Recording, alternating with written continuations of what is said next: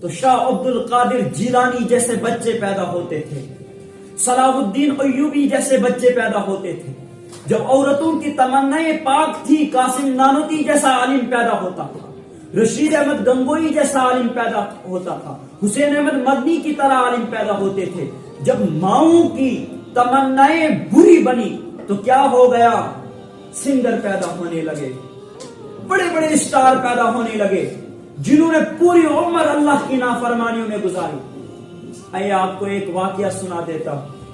جس شخص کو پیسے کھلے ڈلے ملتے ہیں وہ اللہ کو یاد نہیں کرتا ہے، اس کو اللہ کی یاد دہانی کم ہوتی ہے، کیونکہ اس کو دولت کا غرور ہوتا ہے۔ میں سناؤں آپ کو حسن بصری رحمت اللہ تعالی علیہ کا ایک ان کے دور کے نوجوان کا واقعہ۔ نوجوان کو باپ بڑا امیر تھا، باپ گزر گیا، ساری دولت اس کے ہاتھ لگی اور وہ اپنے دولت کے نشے میں اپنے مالک کو بھول چکا تھا۔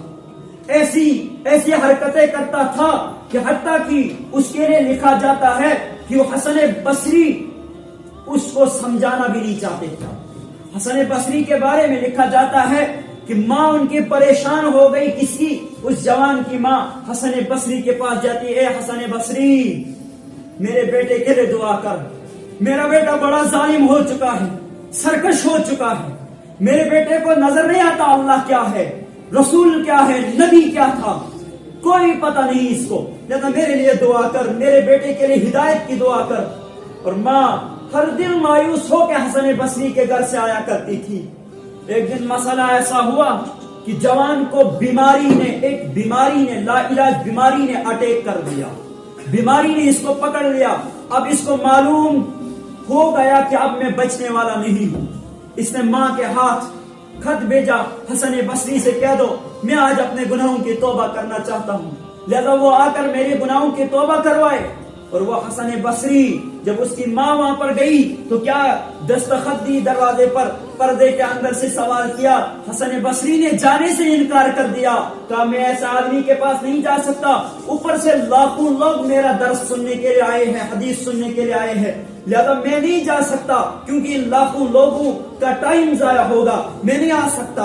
اور جب حسن بصری رحمہ اللہ تعالی علیہ کے در سے وہ ماں واپس جاتی ہے، اپنے بچے کو کہتی ہے بچہ تو اتنا بڑا ظالم ہو چکا ہے، آج حسن بصری نے بھی تیرے پاس آنے سے انکار کر دیا ہے۔ بچے کو معلوم ہو گیا کہ اب میں بچنے والا نہیں ہوں۔ ماں کو مرنے سے پہلے نصیحت کر رہا ہے اور وہ ماں جا رہی ہے پھر سے۔ جب بچے نے نصیحت آخری کی تو وہ ماں پھر سے حسن بصری کے پاس جاتی ہے، مگر بار بار حسن بصری آنے سے انکار کر دیتے ہیں۔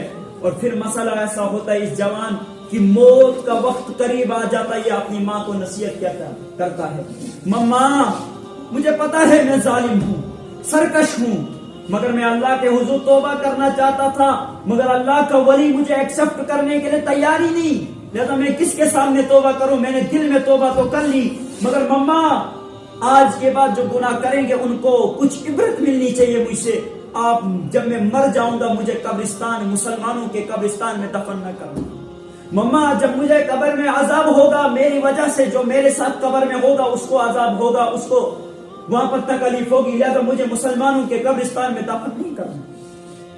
اب بیٹے کو اللہ یاد آ گیا ہے، اب وقت آ گیا ہے موت کا، آخر کتنی سرکشی کرے گا آدمی؟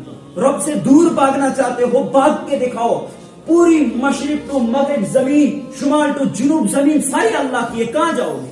کہیں نہیں آپ کو در ملے گا اللہ کے علاوہ، ہر جگہ پر اللہ دیکھتا ہے۔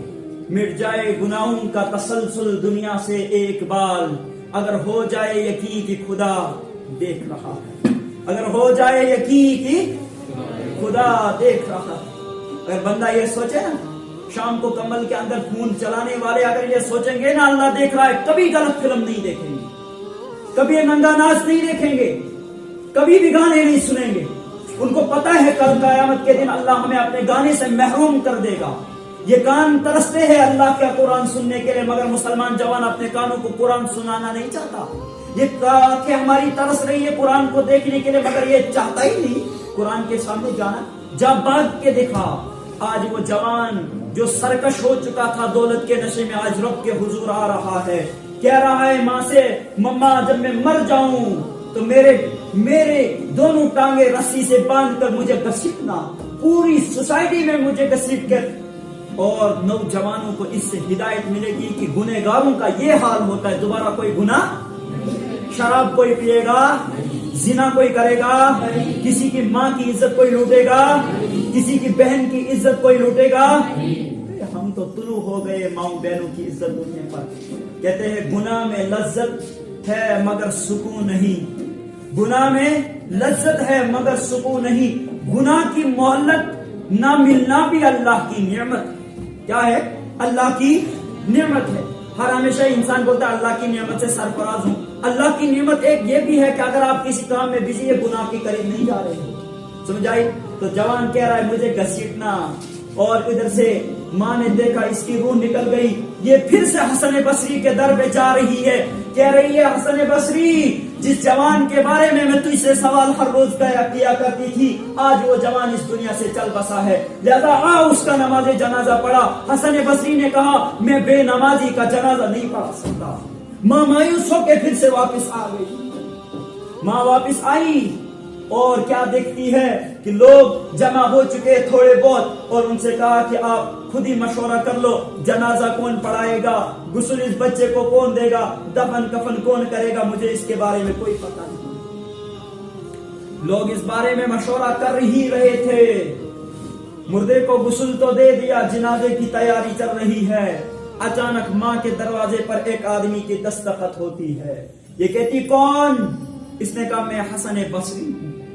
او ماں کے تو باغ کھل گئے یار، ماں بچے سے کتنا پیار کرتی، میرے بچے کا جنازہ بھی کوئی عام آدمی نہیں پڑھانا چاہیے، بلکہ اللہ کا ولی ہو وہ میرے بچے کا جنازہ پڑھے، اتنا پیار کرتی ہے۔ ادھر سے آگے مسئلہ ایسا بنا کہ آگے چل کر ہم دیکھیں حسن بصری رحمہ اللہ تعالی عنہ کی انٹری پر ان کی ماں نے کتنی خوشی کا اظہار کیا، ان کے تو باغ کھل گئے۔ ادھر سے آگے حسن بصری رحمہ اللہ تعالی عنہ نے اپنا حال بیان کیا، کہتے ہیں کہ میں سویا ہوا تھا، اچانک میرے پاس ایک آدمی آیا، اس نے مجھے جھنجھوڑا، اس نے مجھے داڑے دکھائے کہ اے اللہ کے ولی، تو اللہ کا ولی ہونے کے باوجود اللہ کے دوست کا جنازہ نہیں پڑھائے گا کیا؟ ہماری بے وفائی پر وہ اتنا پیار کرتا ہے، اگر ہم با وفا ہوتے تو کیا ہوتے، دل تو کیا چیز ہے روح میں اترے ہوتے، اس نے چاہا ہی نہیں چاہنے والوں کی طرح۔ وآخر دعوانا ان الحمدللہ رب العالمین۔